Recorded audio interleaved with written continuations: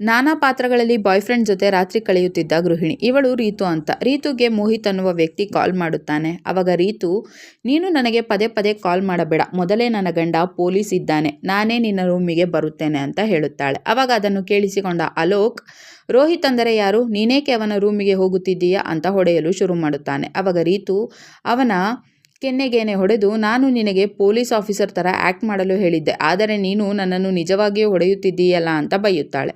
ಆವಾಗ ಅಲೋಕ್, ನಾನು ನಿನ್ನ ನಿಜವಾದ ಗಂಡ ಅಂದುಕೊಂಡು ಹಾಗೆ ಮಾಡಿಬಿಟ್ಟೆ ಅಂತ ಹೇಳುತ್ತಾನೆ. ಆವಾಗ ರೀತು, ನೀನು ನನ್ನನ್ನು ಅಷ್ಟೊಂದು ಪ್ರೀತಿ ಮಾಡುತ್ತೀಯಾ ಅಂತ ಕೇಳುತ್ತಾಳೆ. ಆವಾಗ ಅಲೋಕ್ ಹೌದು ಅಂತ ಹೇಳಿ ಅವಳ ಜೊತೆ ರೊಮ್ಯಾನ್ಸ್ ಮಾಡಲು ಶುರು ಮಾಡುತ್ತಾನೆ. ಆವಾಗ ರೀತುಳ ಗಂಡ ರಾಜ್ ಕಾಲ್ ಮಾಡಿ, ನಮ್ಮ ಮಗಳು ಪಿಂಕಿ ಅಳುತ್ತಿದ್ದಾಳೆ, ಬೇಗನೆ ಮನೆಗೆ ಬಾ ಅಂತ ಹೇಳುತ್ತಾನೆ. ಆವಾಗ ರೀತು ವಾಪಸ್ ಹೊರಟು ನಿಂತರೆ ಅಲೋಕ್, ನೀನು ರಾಜ್ನನ್ನು ಬಿಟ್ಟು ನನ್ನನ್ನು ಮದುವೆಯಾಗು ಅಂತ ಹೇಳುತ್ತಾನೆ. ಆವಾಗ ರೀತು, ನಿನಗೆ ನಿನ್ನ ಖರ್ಚೆ ನೋಡಿಕೊಳ್ಳಲು ಆಗುವುದಿಲ್ಲ, ಇನ್ನು ನನ್ನನ್ನೇನು ಸಾಕುತ್ತೀಯ ಅಂತ ಬೈದು ಅವನಿಗೆ 500 ರೂಪಾಯಿ ಕೊಟ್ಟು, ನೀನು ನೆಕ್ಸ್ಟ್ ಟೈಮ್ ಪೈಲಟ್ ಡ್ರೆಸ್ನಲ್ಲಿ ಬಂದು ನನ್ನನ್ನು ಪ್ರಪೋಸ್ ಮಾಡಬೇಕು ಅಂತ ಹೇಳಿ ಹೋಗುತ್ತಾಳೆ.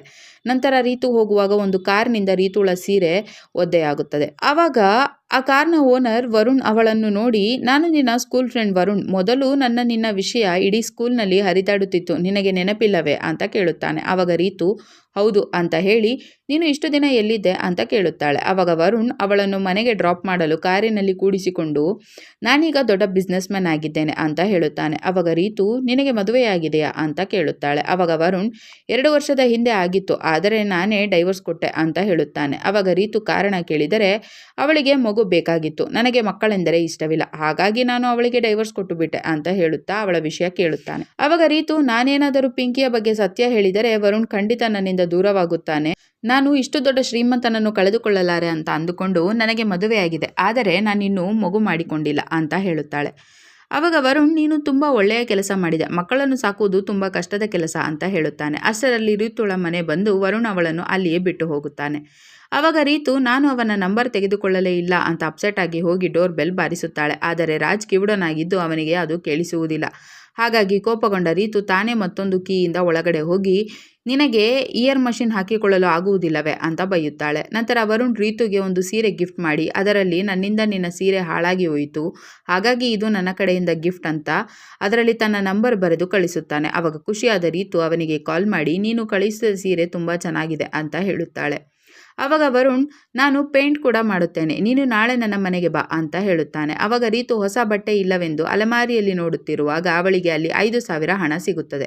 ಆವಾಗ ರೀತು ಆ ಹಣ ತೆಗೆದುಕೊಂಡು ಹೊರಡುವಷ್ಟರಲ್ಲಿ ರಾಜ್, ಈ ಸೀರೆ ಎಲ್ಲಿಂದ ಬಂತು ಅಂತ ಕೇಳುತ್ತಾನೆ. ಆವಾಗ ರೀತು, ಒಬ್ಬ ವ್ಯಕ್ತಿಯ ಕಾರಿನಿಂದ ನನ್ನ ಸೀರೆ ಹಾಳಾಗಿತ್ತು, ಹಾಗಾಗಿ ಅವನು ನನಗೆ ಗಿಫ್ಟ್ ಮಾಡಿದ್ದಾನೆ ಅಂತ ಹೇಳುತ್ತಾಳೆ. ಆವಾಗ ರಾಜ್, ನೀನು ಅದನ್ನೇಕೆ ತೆಗೆದುಕೊಂಡೆ ಅಂತ ಕೇಳುತ್ತಾನೆ. ಆವಾಗ ರೀತು, ನಿನಗೆ ಇದು ಸರಿ ಕಾಣದಿದ್ದರೆ ನೀನೇ ನನಗೆ ಹೊಸ ಬಟ್ಟೆ ಕೊಡಿಸು ಅಂತ ಇದನ್ನು ವಾಪಸ್ ಕೊಡುತ್ತೇನೆ ಅಂತ ಹೇಳುತ್ತಾಳೆ. ಆವಾಗ ರಾಜ್ ಸೈಲೆಂಟ್ ಆಗಿ ಪಿಂಕಿಯನ್ನು ಸ್ಕೂಲಿನಿಂದ ಕರೆದುಕೊಂಡು ಬರಲು ಹೋಗುತ್ತಾನೆ. ಆವಾಗ ಅಲೋಕ್ ಪೈಲಟ್ ಡ್ರೆಸ್ನಲ್ಲಿ ಅಲ್ಲಿಗೆ ಬಂದು ರೀತುಗೆ ಏರ್ ಹೋಸ್ಟೆಸ್ ಡ್ರೆಸ್ ಕೊಟ್ಟರೆ ರೀತು ಅವುಗಳನ್ನು ಹಾಕಿಕೊಂಡು ಬರುತ್ತಾಳೆ. ಆವಾಗ ಅಲೋಕ್ ಅವಳನ್ನು ತಬ್ಬಿಕೊಳ್ಳಲು ನೋಡುತ್ತಾನೆ. ಆವಾಗ ರೀತು, ಸರ್ ನನಗೆ ಮದುವೆ ಆಗಿದೆ ಅಂತ ಹೇಳುತ್ತಾಳೆ. ಆವಾಗ ಅಲೋಕ್, ಹಾಗಾದರೆ ನಾನು ವಾಪಸ್ ಹೋಗುತ್ತೇನೆ ಬಿಡು ಅಂತ ಹೇಳುತ್ತಾನೆ. ಆವಾಗ ಅವನನ್ನು ತಡೆದ ರೀತು ಅವನ ಜೊತೆ ಸ್ವರ್ಗ ಸುಖ ಕಾಣಲು ಶುರು ಮಾಡುತ್ತಾಳೆ. ಆವಾಗ ರಾಜ್ ಹಾಗೂ ಪಿಂಕಿ ವಾಪಸ್ ಸ್ಕೂಲಿನಿಂದ ಬಂದರೆ ರೀತು ಕಷ್ಟಪಟ್ಟು ಅಲೋಕ್ನನ್ನು ಅಲ್ಲಿಂದ ಕಳಿಸುತ್ತಾಳೆ. ನಂತರ ರಾಜ್, ನಾನಿಲ್ಲಿ 5,000 ಹಣ ಇಟ್ಟಿದ್ದೆ, ಎಲ್ಲಿ ಹೋಯಿತು ಅಂತ ಕೇಳುತ್ತಾನೆ. ಆವಾಗ ರೀತು, ನಾನು ಅದನ್ನು ಖರ್ಚು ಮಾಡಿಬಿಟ್ಟೆ ಅಂತ ಹೇಳುತ್ತಾಳೆ. ಆವಾಗ ರಾಜ್ ಅವಳನ್ನು ಬೈದರೆ, ನಾನು ನಿನ್ನನ್ನು ಮದುವೆಯಾಗಿ ತಪ್ಪು ಮಾಡಿಬಿಟ್ಟೆ ಅಂತ ರೀತು ಆತನನ್ನೇ ಬೈಯುತ್ತಾಳೆ. ಆವಾಗ ರಾಜ್, ಪಿಂಕಿ ಇದ್ದಾಳೆ ಅಂತ ನಾನು ಸುಮ್ಮನಿದ್ದೇನೆ, ಇಲ್ಲದಿದ್ದರೆ ನಿನ್ನನ್ನು ಯಾವಾಗಲೂ ಬಿಡುತ್ತಿದ್ದೆ ಅಂತ ಹೇಳುತ್ತಾನೆ. ನಂತರ ರೀತು ವರುಣ್ ಮನೆಗೆ ಹೋದರೆ ಖುಷಿಯಾದ ವರುಣ್ ತನ್ನ ಪೇಂಟಿಂಗ್ಸ್ನೆಲ್ಲ ಅವಳಿಗೆ ತೋರಿಸುತ್ತಾನೆ. ಆವಾಗ ರೀತು ಅಪ್ಸೆಟ್ ಆಗಿ ನಿಂತರೆ ವರುಣ್, ನಿನಗೇನು ಸಮಸ್ಯೆ ಇದೆ ಅಂತ ಕೇಳುತ್ತಾನೆ. ಆವಾಗ ರೀತು, ನಾನು ರಾಜ್ನನ್ನು ಮದುವೆಯಾಗಿ ತುಂಬ ಕಷ್ಟ ಅನುಭವಿಸುತ್ತಿದ್ದೇನೆ, ನನಗಲ್ಲಿ ಸೆರೆಮನೆಯಲ್ಲಿ ಇದ್ದ ಹಾಗೆ ಆಗುತ್ತಿದೆ ಅಂತ ಹೇಳಿದರೆ, ಈ ಕಡೆ ರೀತುಳ ತಾಯಿ ಶಾಂತಿ ರಾಜ್ಗೆ ಕಾಲ್ ಮಾಡಿ ರೀತು ಬಗ್ಗೆ ಕೇಳುತ್ತಾಳೆ. ಆವಾಗ ರಾಜ್, ಅವಳು ಹೊರಗಡೆ ಹೋಗಿದ್ದಾಳೆ ಅಂತ ಹೇಳಿದರೆ, ಶಾಂತಿ ಚಿಕ್ಕ ಮಗುವನ್ನು ಬಿಟ್ಟು ಅವಳೇಕೆ ಹೊರಗಡೆ ಹೋಗಿದ್ದಾಳೆ ಅಂತ ರೀತುಳನ್ನು ಬೈಯುತ್ತಾಳೆ. ಇನ್ನು ಈ ಕಡೆ ವರುಣ್, ನಿನಗಿನ್ನೂ ಮಕ್ಕಳಾಗಿಲ್ಲ ತಾನೆ, ನೀನು ರಾಜ್ಗೆ ಡೈವರ್ಸ್ ಕೊಟ್ಟು ಬಿಡು ಅಂತ ರೀತುಗೆ ಹೇಳುತ್ತಾನೆ. ಆವಾಗ ರೀತು, ನನಗಂತೂ ಮಕ್ಕಳಾಗಿಲ್ಲ ಬಿಡು, ಒಂದು ವೇಳೆ ನನಗೇನಾದರೂ ಮಕ್ಕಳಾಗಿದ್ದರೆ ನೀನು ನನ್ನನ್ನು ಅಕ್ಸೆಪ್ಟ್ ಮಾಡಿಕೊಳ್ಳುತ್ತಿದ್ದೀಯಾ ಅಂತ ಕೇಳುತ್ತಾಳೆ. ಆವಾಗ ವರುಣ್, ಸಾಧ್ಯವೇ ಇಲ್ಲ, ಇದು ನನ್ನ ಹಾಗೂ ನಿನ್ನ ಕೊನೆಯ ಭೇಟಿಯಾಗುತ್ತಿದ್ದು ಅಂತ ಹೇಳುತ್ತಾನೆ. ಆವಾಗ ರೀತು, ನಾನು ಮೊದಲೊಂದು ಸಲ ನಿನ್ನನ್ನು ಕಳೆದುಕೊಂಡಿದ್ದೇನೆ, ಈ ಬಾರಿ ನಿನ್ನನ್ನು ಕಳೆದುಕೊಳ್ಳಲು ಇಷ್ಟಪಡುವುದಿಲ್ಲ ಅಂತ ಹೇಳಿ ವಾಪಸ್ ತನ್ನ ಮನೆಗೆ ಹೋಗುತ್ತಾಳೆ.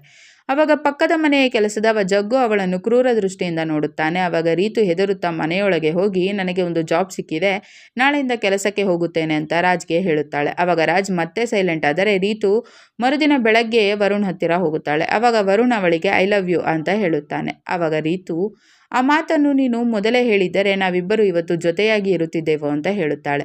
ಆವಾಗ ವರುಣ್ ನೀನು ರಾಜ್ಗೆ ಡೈವರ್ಸ್ ಕೊಟ್ಟು ಬಿಡು ಅಂತ ಹೇಳುತ್ತಾಳೆ. ಆವಾಗ ರೀತು ಏನಾದರೂ ಕಾರಣ ಸಿಗಬೇಕಲ್ಲ ಅಂತ ಹೇಳುತ್ತಾಳೆ. ಮರುದಿನ ಅಲೋಕ್ ರೀತು ಹತ್ತಿರ ಬಂದು ನೀನೇಕೆ ನನ್ನ ಕಾಲ್ ರಿಸೀವ್ ಮಾಡುತ್ತಿಲ್ಲ, ನೀನೇನಾದರೂ ಮತ್ತೊಮ್ಮೆ ಹೀಗೆ ಮಾಡಿದರೆ ನಾನು ರಾಜ್ನನ್ನು ಸಾಯಿಸಿ ಬಿಡುತ್ತೇನೆ ಅಂತ ಹೇಳುತ್ತಾನೆ. ಆವಾಗ ಖುಷಿಯಾದ ರೀತು ಹೌದಾ, ನೀನು ನನ್ನನ್ನು ಅಷ್ಟೊಂದು ಪ್ರೀತಿ ಮಾಡುತ್ತೀಯಾ ಅಂತ ಕೇಳುವಷ್ಟರಲ್ಲಿ ವರುಣ್ ಅವಳಿಗೆ ಕಾಲ್ ಮಾಡಿ ನೀನು ಇವತ್ತು ಡೈವರ್ಸ್ ವಿಷಯ ರಾಜ್ ಹತ್ತಿರ ಮಾತನಾಡು ಅಂತ ಹೇಳುತ್ತಾನೆ. ಆವಾಗ ರೀತು ನಿನ್ನ ಹತ್ತಿರ ಒಂದು ಅರ್ಜೆಂಟ್ ಕೆಲಸವಿದೆ, ನಾನು ನಿನ್ನನ್ನು ಆಮೇಲೆ ಭೇಟಿಯಾಗುತ್ತೇನೆ ಅಂತ ಅಲೋಕ್ಗೆ ಹೇಳಿ ವಾಪಸ್ ಮನೆಗೆ ಹೋಗುತ್ತಾಳೆ.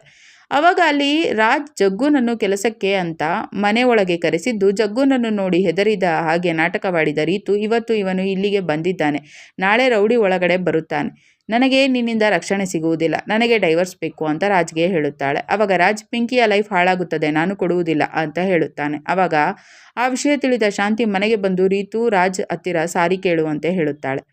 ಆವಾಗ ರೀತು ಅದು ಸಾಧ್ಯವಿಲ್ಲ, ನನಗೆ ಡೈವರ್ಸ್ ಬೇಕೇ ಬೇಕು ಅಂತ ಶಾಂತಿಗೆ ಹೇಳುತ್ತಾಳೆ.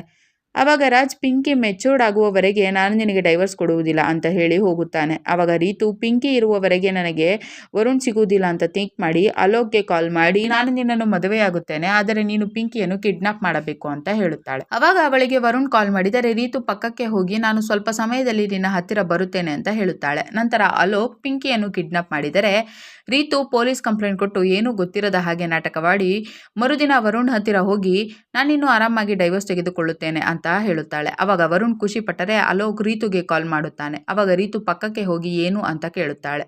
ಅವಾಗ ಅಲೋಕ್ ನೀನು ನಿನ್ನ ಹೊಸ ಲವರ್ ಜೊತೆ ಮಾತನಾಡುತ್ತಿರುವಾಗ ನಾನು ಕೇಳಿಸಿಕೊಂಡಿದ್ದೆ, ನೀನು ಇವತ್ತು ನನ್ನನ್ನು ಮದುವೆಯಾದರೆ ಸರಿ, ಇಲ್ಲದಿದ್ದರೆ ನಾನು ನಿನ್ನ ಮೇಲೆಯೇ ಪೊಲೀಸ್ ಕಂಪ್ಲೇಂಟ್ ಕೊಡುತ್ತೇನೆ ಅಂತ ಹೆದರಿಸುತ್ತಾನೆ. ಅವಾಗ ರೀತು ನೀನು ನನ್ನ ಮಗಳನ್ನು ಕಿಡ್ನಾಪ್ ಮಾಡಿದ್ದೀಯ ಅಂತ ನಾನೇ ನಿನ್ನ ಮೇಲೆ ಕಂಪ್ಲೇಂಟ್ ಕೊಡುತ್ತೇನೆ ಅಂತ ಹೇಳುತ್ತಾಳೆ. ಅವಾಗ ಅದೆಲ್ಲವನ್ನು ಕೇಳಿಸಿಕೊಂಡಂತಹ ವರುಣ್ ನಿನಗೆ ಒಂದು ಮಗು ಕೂಡ ಇದೆ, ನೀನು ನನಗೆ ಸುಳ್ಳು ಹೇಳಿ ಮೋಸ ಮಾಡಿಬಿಟ್ಟೆ ಅಂತ ಬೈಯುತ್ತಾನೆ. ಅವಾಗ ರೀತು ನಾನು ಇದನ್ನೆಲ್ಲ ನಿನಗೋಸ್ಕರ ಮಾಡಿದ್ದೇನೆ, ನಾನು ನಿನಗೆ ಆಮೇಲೆ ಭೇಟಿಯಾಗುತ್ತೇನೆ ಅಂತ ಅಲೋಕ್ ಹತ್ತಿರ ಹೋಗಿ ನಾನು ನಿನ್ನನ್ನು ನಿಜವಾಗಿಯೂ ಲವ್ ಮಾಡುತ್ತಿದ್ದೇನೆ, ನೀನು ಪಿಂಕಿಯನ್ನು ಕೊಲೆ ಮಾಡಿದರೆ ನಾನು ನಿನ್ನನ್ನು ಖಂಡಿತ ಮದುವೆಯಾಗುತ್ತೇನೆ ಅಂತ ಹೇಳುತ್ತಾಳೆ. ಅವಾಗ ಅಲೋಕ್ ಪಿಂಕಿಯನ್ನು ಕೊಲೆ ಮಾಡಲು ಹೋಗುತ್ತಾನೆ.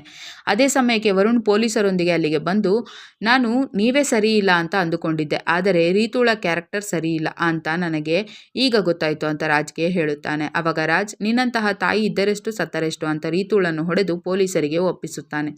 ಕೊನೆಗೆ ಪೊಲೀಸರು ರೀತು ಹಾಗೂ ಅಲೋಕ್ನನ್ನು ಅರೆಸ್ಟ್ ಮಾಡುತ್ತಾರೆ. ಕತೆ ಇಲ್ಲಿಗೆ ಮುಗಿಯುತ್ತದೆ. ಈ ವಿಡಿಯೋವನ್ನು ಪೂರ್ತಿ ನೋಡಲು ಶಿಮಾರು ಟಿವಿ ಎಂಬ ಯೂಟ್ಯೂಬ್ ಚಾನೆಲ್ನಲ್ಲಿ ರಂಗೀಲಿ ಔರತ್ ಎಂದು ಹುಡುಕಿ ನೋಡಬಹುದು.